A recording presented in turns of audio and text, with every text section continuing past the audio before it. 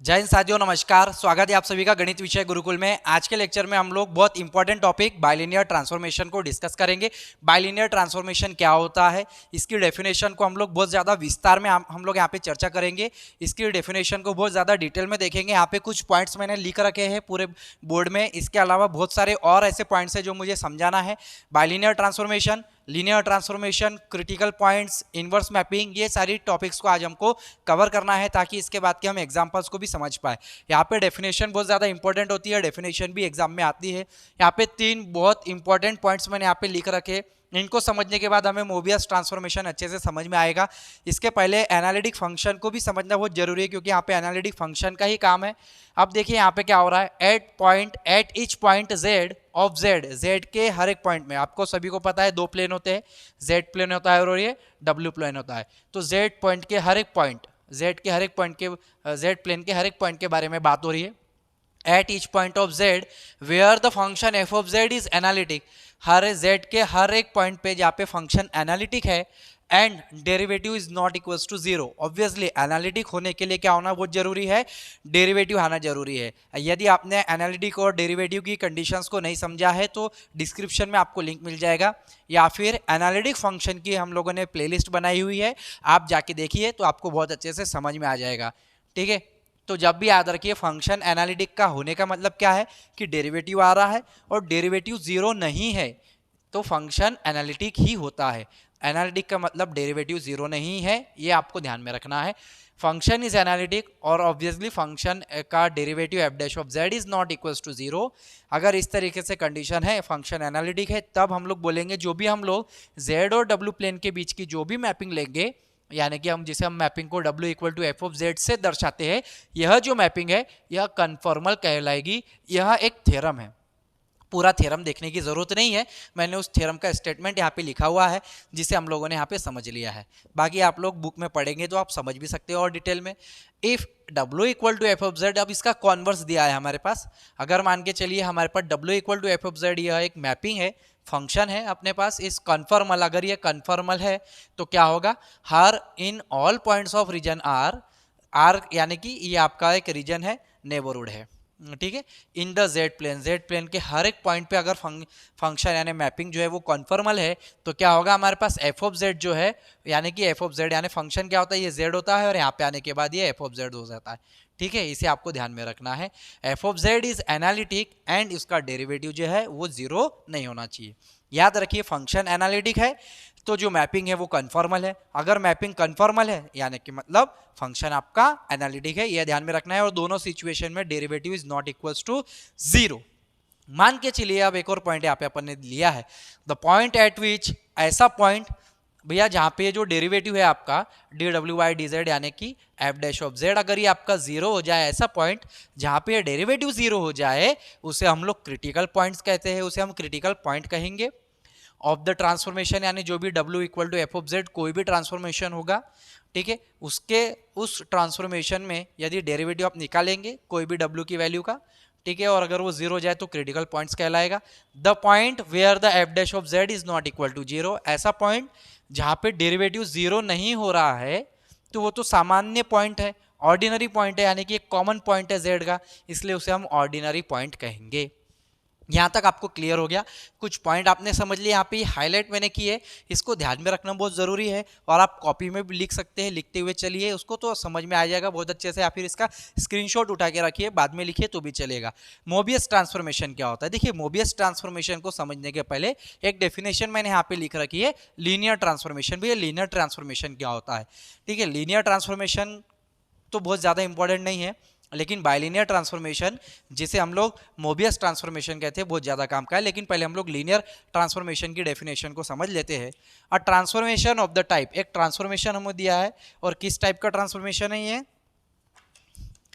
ठीक है, W equals to हमें दिया है ए जेड प्लस बी, ये हमारे पास दिया है W equal to A Z plus B.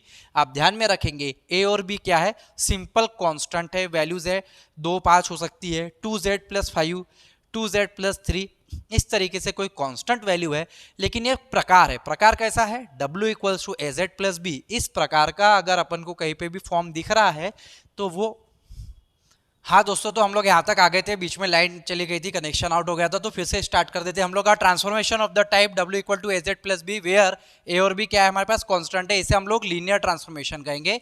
इस प्रकार का कहीं पे आपको दिखता है W equal to AZ plus B, इस तरीके से प्रकार दिखता है मैपिंग का, तो यह लीनियर ट्रांसफॉर्मेशन है, लीनियर मैपिंग है अपनी, इसे ध्यान में रखेंगे। ये जो ट्रांसफॉर्मेशन होता है, लीनियर ट्रांसफॉर्मेशन होता है, वो तीन चीज का मिश्रण होता है, तीन चीज का रिजल्ट होता है। कौन सी चीज? This transformation is the resultant of magnification, rotation and translation. ध्यान में रखेंगे आप लोग कि लीनियर में तीन चीज आती है आपके पास। लीनियर में क्या क्या आती है? एक तो देखो यहाँ पे मैग्निफिकेशन आ रहा है, रोटेशन आ रहा है और ट्रांसलेशन आ रहा है। याद रखेंगे, मैग्निफिकेशन, रोटेशन और ट्रांसलेशन। ट्रांसलेशन की वैल्यू क्या होती है? ट्रांसलेशन यानी अल्फा प्लस या फिर जेड प्लस अल्फा हम लोग लिखते हैं, जेड प्लस अल्फा। इसे अपन क्या लिखते हैं? Z plus alpha, W equal to Z plus alpha लिखते हैं। रोटेशन किसे कहते हैं? E power I theta into Z कहते हैं। और ट्रांसलेशन यानी कि मैग्निफिकेशन, सॉरी यहाँ पे ये हो गया आपका ट्रांसलेशन, ठीक है, ये हो गया आपका रोटेशन और ये हो गया आपका मैग्निफिकेशन। ए जेड यानी ये मैग्निफिकेशन होता है। देखिए यहाँ पे जेड प्लेन की अपन ने यहाँ पे डायग्राम बनाई हुई है, एक डायग्राम मैंने बनाई है, एक छोटा सा एक रीजन बनाया है, एक रीजन बनाया है। ये रीजन यानी कि क्या मैपिंग को कंफर्म कर रहा है? देखिए मैपिंग यहाँ पे अगर आप टॉ इक्वल टू टॉ ले लिया, मैपिंग जाय ले लिए, कोई भी मैपिंग ले लो, यहाँ पे जेड प्लेन ले लिया, टॉ प्लेन ले लिया, अल्फा प्लेन ले लिया, डब्ल्यू प्लेन ले लिया, आपको एक्चुअल में जेड प्लेन से डब्ल्यू प्लेन के बीच का काम है। लेकिन जेड और डब्ल्यू प्लेन के बीच में भी बहुत सारे प्लेन्स आते हैं जिसमें ये सारा मैग्निफिकेशन, रोटेशन और ट्रांसलेशन परफॉर्म हो रहा है। तो इसको हम लोग समझ लेते हैं। जेड प्लेन आपके पास कोई एक रीजन है, ठीक है, कोई भी एक रीजन है।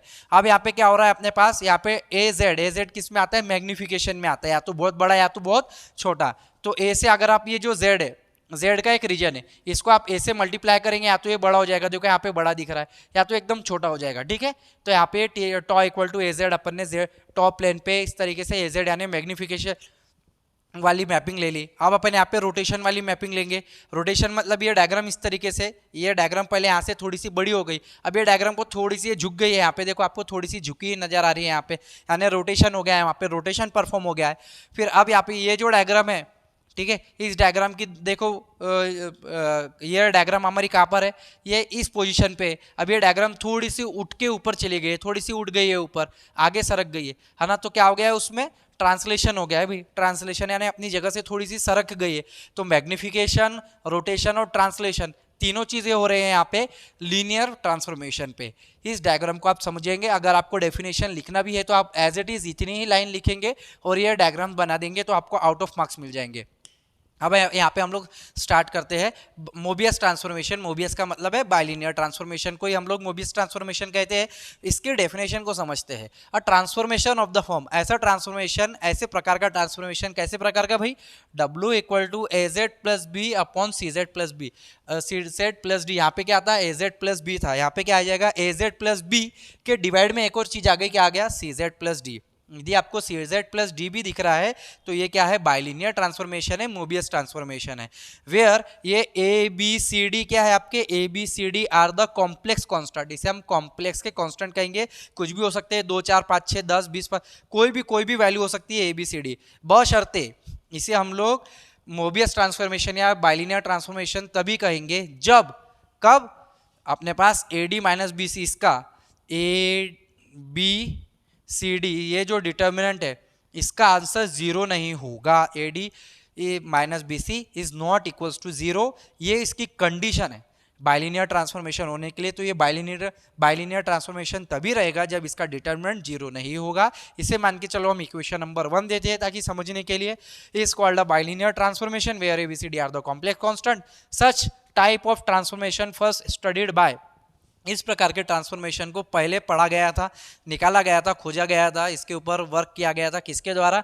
मोबियस द्वारा। मोबियस जो कि एक मैथमेटिशियन है, ठीक है, रशियन मैथमेटिक्स है। 1770 से 1868 के बीच का उनका कार्यकाल रहा, ठीक है। इस समय के दौरान उन्होंने मोबियस ट्रांसफॉर्मेशन की रचना की। अब मोबियस, इसलिए इसे मोबियस ट्रांसफॉर्मेशन कहा जाता है, या इसका एक और नाम है जिसे हम लोग लीनियर फ्रैक्शनल ट्रांसफॉर्मेशन के नाम से भी जानते हैं। यदि अपने पास इसका जो डिटर्मिनेंट है अगर ये 0 नहीं है, A D minus B C चारों constant, A D minus B C, A D minus B C, ये कांस्टेंट कभी भी 0 नहीं होना चाहिए, तो वो बाइलिनियर ट्रांसफॉर्मेशन है। तो अगर A D minus B C 0 नहीं है, कहने का मतलब ये W का अगर ये 0 हो गए तो W की वैल्यू 0 हो जाएगी, तो वो नॉट डिफाइंड रहेगा, कोई काम का नहीं रहेगा, ठीक है, उसका कोई मीनिंग ही नहीं रहेगा, वो मीनिंगलेस हो जाएगा, याद रखिए। तो AD माइनस BC 0 नहीं होना चाहिए, अगर ये 0 नहीं है तभी इस W का, इस फंक्शन का आप लोग क्या निकाल पाएंगे, डेरिवेटिव। तो dw/dz निकाल पाएंगे, जो कि वो क्या होगा, वो भी नॉन जीरो होगा, क्योंकि यहाँ पे AD minus BC non zero है। तो जब dw/dz is not equal to zero या फिर determinant is not equal to zero, तब हम लोग क्या कहेंगे, इस ट्रांसफॉर्मेशन को ये कन्फर्मल है। ये बात ध्यान में आ गई आप लोगों के। Here AD minus BC is called the determinant of the transformation. इसे हम AD माइनस BC को क्या कहते हैं, डिटर्मिनेंट कहते हैं इस ट्रांसफॉर्मेशन का। अब यहाँ पे एक और पॉइंट दिया है, इक्वेशन नंबर 1, यहाँ पे इक्वेशन नंबर 1 है, इसको हम इस तरीके से लिखेंगे CWZ plus WD minus AZ minus B equals to 0। ये कैसे आया समझेंगे यहाँ पे हम लोग, इसको मैं मिटा देता हूँ।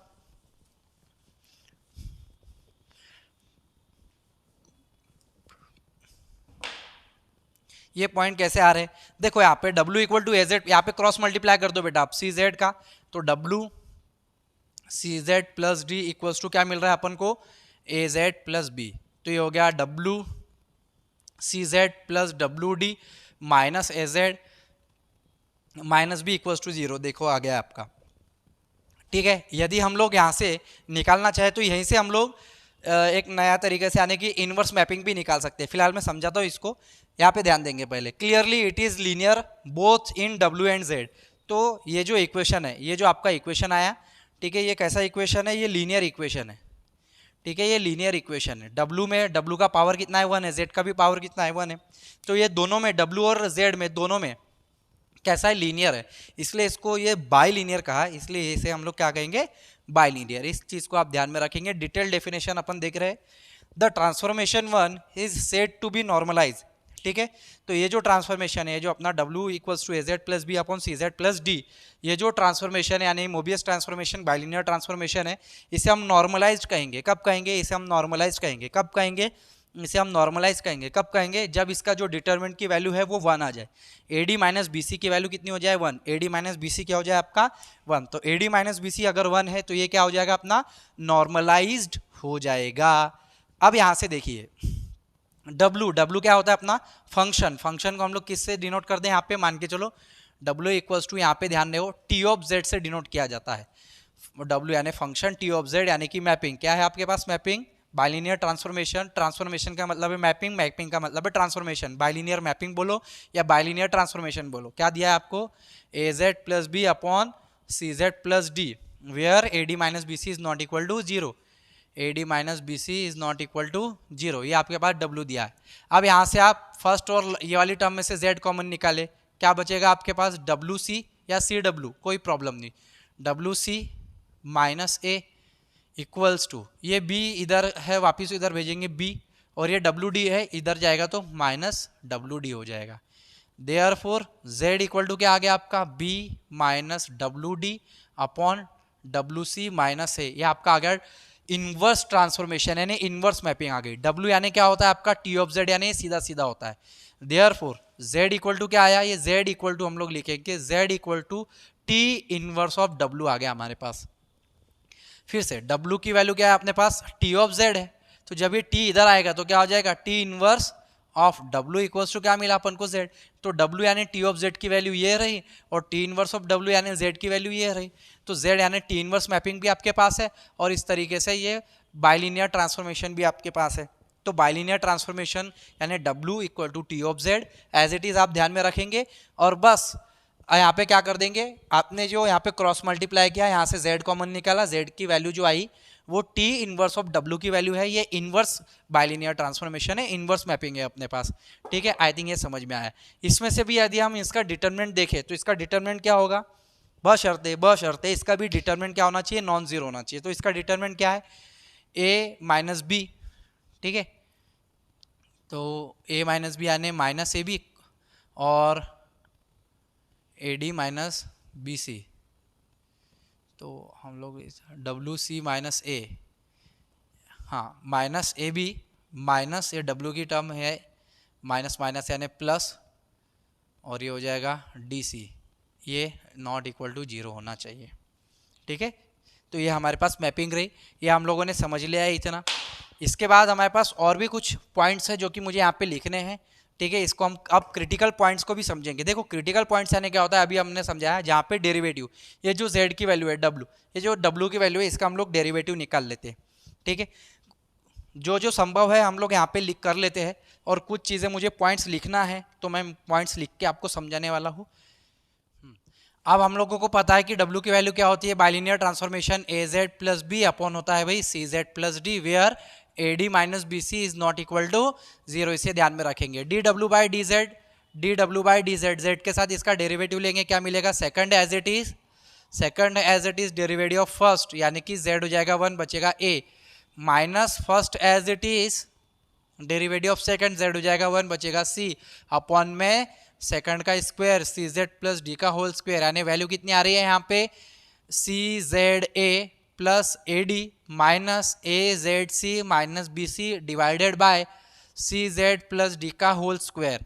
तो सी जेड है, ए सी जेड कैंसिल हो जाएगा, a D minus B c बचेगा, a D minus B C divided by c d plus D का होल स्क्वायर, और ये आपका डेरिवेटिव है डी डब्ल्यू बाई डी जेड, यानी कि इसे हम लोग कहेंगे एफ डैश ऑफ जेड।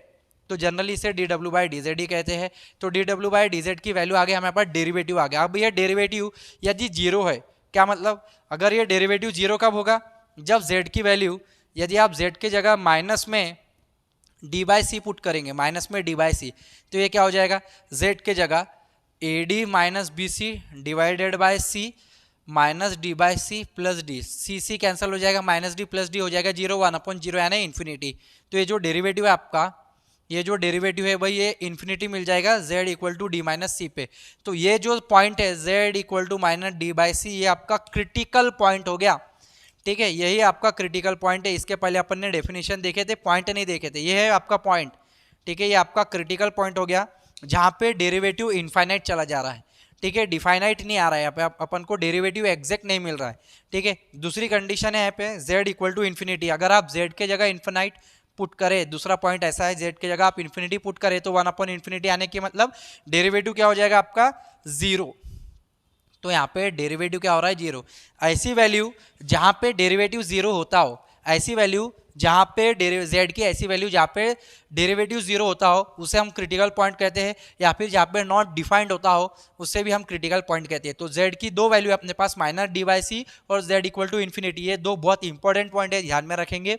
ये दोनों पॉइंट ही अपन को डेरिवेटिव की अलग अलग वैल्यू दे रहे हैं, जिससे हमारे पास डेरिवेटिव की नॉट डिफाइनेट वैल्यूज आ रही है, इसे हम लोग क्रिटिकल पॉइंट कहते हैं। तो आज के लेक्चर में हम लोगों ने बहुत सारी बेसिक चीज़ जान लिया है। अब यहाँ पे मैं और एक दो लाइन मुझे लिखना रह गया है, मैं यहाँ पे एक दो लाइन लिख देता हूँ।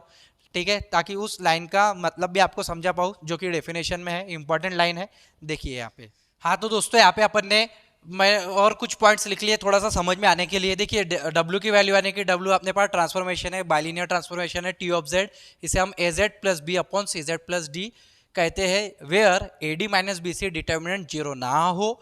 इसी प्रकार अपन ने इन्वर्स वाला भी देखा, T inverse W D, T inverse of W क्या होता है, टी इन्वर्स ऑफ डब्ल्यू यहाँ से अपन ने निकाला, इसका क्रॉस मल्टीप्लाई कर दीजिए, जेड कॉमन निकाल लीजिए, तो ये क्या हो जाएगा, C W Z plus W D equals to A Z plus B, A Z को इधर लेके आएंगे तो minus A Z minus B equal to 0 हो जाएगा। जेड कॉमन निकालेंगे आप तो क्या मिल रहा है आपको, डब्ल्यू सी माइनस ए प्लस यहाँ पे क्या, यहाँ पे इक्वल टू, अब ये माइनस बी इधर जाएगा तो क्या हो जाएगा बी, और ये डब्ल्यू इधर आएगा तो माइनस डब्ल्यू डी हो जाएगा। देयरफॉर जेड की वैल्यू क्या आ रही है अपने पास, जेड की वैल्यू आ रही है भाई B minus W D upon में डब्ल्यू सी माइनस ए। तो पहले डब्ल्यू वाली टर्म, डब्ल्यू यानी क्या आपका एक वैल्यू हो गई ना, पॉइंट हो गया आपके लिए इनवर्स फंक्शन के लिए। तो देखो यहाँ पे पहले जेड, ए के बाद जेड है प्लस बी है, तो इस फॉर्म पे अगर अपन लिखे तो माइनस डब्ल्यू डी पहले लिखेंगे, प्लस बी को आखिरी में लिखेंगे। तो माइनस डब्ल्यू डी यानी माइनस डी डब्ल्यू पहले लिखा, plus B upon C W minus A, where इसका भी जो डिटरमिनेंट है, ठीक है, क्या इसका डिटरमिनेंट होता है, minus D minus A, minus D minus A, minus में बी सी, ठीक है, B C is not equal to 0। तो ए माइनस ए यानी कि ए क्या हो गया, A D minus B C, यहाँ पे भी A D minus B C 0 नहीं होना चाहिए, ध्यान में रखिए, और यहाँ पे भी A D minus B C. तो जो ट्रांसफॉर्मेशन में है उसी प्रकार से डिटरमिनेंट मिलेगा इनवर्स के लिए भी। ठीक है, हाँ अब ये जो ट्रांसफॉर्मेशन है, अगर आप ये z के जगह, इस z के जगह अगर minus D by C put करते हैं, जो कि क्रिटिकल पॉइंट है, अभी अपन ने देखा, तो minus D by C cancel हो जाएगा, माइनस डी प्लस डी हो जाएगा 0, तो ये तो इनफाइनाइट हो जाएगा, तो ये नॉट फाइनाइट रहेगा और ना इसकी वैल्यू आएगी, तो ये मीनिंगलेस हो जाएगा, तो ये बाइलिनियर नहीं रहेगा उस z equal to minus D by C point पे। अब यहाँ पे w को ऐसी कौन सी वैल्यू पुट कर देंगे तो ये भी बाइलिनियर नहीं रहेगा, तो w की ऐसी वैल्यू है सिर्फ a by C, a by C put करेंगे, c कैंसिल हो जाएगा, a माइनस a क्या हो जाएगा 0, तो ये जो z है ये भी नॉट एकदम डिफाइनाइट नहीं रहेगा, ये नॉट डिफाइनाइट में चला जाएगा, इसलिए ये बाइलिनियर ट्रांसफॉर्मेशन रहेगा। ये जो इन्वर्स वाला है ये बाइलिनियर ट्रांसफॉर्मेशन कहलाएगा सिर्फ इस पॉइंट को छोड़ के, और ये जो वैल्यू है बाइलिनियर ट्रांसफॉर्मेशन कहलाएगा z equal to minus D by c को छोड़ के। तो यहाँ पे एक पॉइंट लिखा है अपन ने, ठीक है, क्लासिक पॉइंट है, every point of z plane is map into unique point in w plane except z equal to minus D by सी। तो हर एक जो पॉइंट्स होते हैं, ठीक है, ये अपना z प्लेन है, ठीक है, और ये आपका w प्लेन है, z प्लेन और w प्लेन, ये आपका u और v कहलाएगा, ये आपका x और y कहलाएगा। बहुत आसानी इसको रिप्रेजेंट करना है, यहाँ पे हजारों करोड़ों पॉइंट्स है, ठीक है, इसके इन पॉइंट्स के बिहाफ में, जैसे इस पॉइंट के बिहाफ में यहाँ पे पॉइंट है, इस पॉइंट के बिहाफ में यहाँ पे पॉइंट है, यहाँ पे भी हर एक पॉइंट के बिहाफ में यहाँ पे करोड़ों पॉइंट्स आते चले जाएंगे, ठीक है। यहाँ पे इस पॉइंट के बिहाफ में ये पॉइंट यहाँ पे रहा, इस पॉइंट के बिहाफ में यहाँ पे कहीं पर भी हो सकता है, पूरे डब्ल्यू प्लेन पे कहीं पर भी हो सकता है, सिर्फ आप उसे समझिए कि यहाँ के पॉइंट्स के बिहाफ में जो पॉइंट यहाँ पे बनेगा उसकी इमेज है ये सारे के सारे, ठीक है, इस पॉइंट्स की ये सारी इमेज है, इनके बिहाफ में ये पॉइंट्स बने हुए हैं, ठीक है। तो जेड प्लेन का जो पॉइंट है, every point of Z plane is map into a unique point in W, तो हर एक इस पॉइंट की इमेज ये है, इस पॉइंट की इमेज ये है, तो हर एक इसमें मैपिंग हो रही है, ठीक है, सिर्फ z equal to minus D by C point को छोड़ के। तो z इक्वल टू मान के चलो एक ऐसा पॉइंट है माइनस डी बाई सी, ये एक ऐसा पॉइंट है जिसकी मैपिंग नहीं बनेगी, एक्सेप्ट इसको छोड़ के इसकी मैपिंग नहीं बनेगी, ठीक है, क्योंकि वहाँ पे ये बाइलिनियर नहीं हो रहा है। बाइलिनियर जब मैपिंग नहीं बनेगी तो फंक्शन नहीं बनेगा, फंक्शन ही नहीं रहेगा तो एनालिटिक नहीं होगा, एनालिटिक नहीं होगा तो बाइलिनियर नहीं होगा, ये सारी चीज़ें, ठीक है। एवरी पॉइंट ऑफ, अब दूसरा every point of W plane, अब ये अपन ने सीधा इस तरीके से एफ मैपिंग देगी, ठीक है, तो डब्ल्यू इक्वल टू अपनी सीधी मैपिंग है। अब यहाँ से अगर कोई, ये अपनी मैपिंग है, ये पॉइंट से ये पॉइंट्स पे बीच में हो रही है, अब यहाँ से रिवर्स आएगी तो हो जाएगी एफ इनवर्स, हो जाएगी इनवर्स मैपिंग, ठीक है। तो every point of W plane is map into a unique point in Z, ठीक है, तो यहाँ के हर एक पॉइंट, इस पॉइंट के हर एक ये इमेज थे, तो हर एक इमेज के कोई ना कोई पॉइंट्स जरूर है, जैसे ये पॉइंट का एक पॉइंट यहाँ पर है, ठीक है, बट यहाँ से एक पॉइंट ऐसा जरूर है, एक पॉइंट ऐसा जरूर है जिसके यहाँ पे भैया अब अपने पास ऑब्जेक्ट नहीं है, यानी वो कौन सा पॉइंट है, w equal to a by c, जो कि मैप नहीं हो रहा है, यानी w इक्वल टू ये वाला जो पॉइंट है w equal to a by c, ये भी पॉइंट को मैं बाहर रख देता हूँ, ठीक है, w equal to a by c ये ऐसा पॉइंट है, ये ऐसी वैल्यू है जिसकी कोई ऑब्जेक्ट नहीं है यहाँ पे, वो मैप नहीं कर पा रहा है, यानी वो बाइलिनियर नहीं बन पा रहा है, ठीक है, मैपिंग तैयार नहीं हो रही है। मैपिंग का मतलब ये होता है कि मैपिंग तैयार होने का मतलब है ऑब्जेक्ट और इमेज के हर एक पॉइंट्स के एक दूसरे के पास ऑब्जेक्ट और इमेज रहे, ठीक है, डोमेन और कोडोमेन में। तो यहाँ पे मैपिंग तैयार नहीं हो रही है, ट्रांसफॉर्मेशन तैयार नहीं हो रहा है। इन दो पॉइंट्स पे इन्वर्स के लिए W लिखा जाएगा और रेगुलर यानी कि बाइलिनियर के लिए क्या लिखा जाएगा, Z की वैल्यू माइनस डी बाई सी और W की वैल्यू ए बाई सी। इन चीज़ को आप ध्यान में रखेंगे। तो आज के लेक्चर में हम लोगों ने बहुत सारी चीज़ों को डिस्कस कर लिया है। बाइलिनियर ट्रांसफॉर्मेशन क्या है, लीनियर ट्रांसफॉर्मेशन क्या है, क्रिटिकल पॉइंट्स क्या है, डेरिवेटिव किस तरीके से आएगा, डेरिवेटिव में कौन से पॉइंट्स होंगे जिस पे क्रिटिकल पॉइंट्स आएंगे। तो डिटेल में हम लोगों ने बहुत ज़्यादा डिटेल में एक्सप्लेन किया है और आपको समझाया है, आपने समझा भी है, ठीक है। बहुत डिटेल में हम लोगों ने आज के लेक्चर को डिस्कस किया है।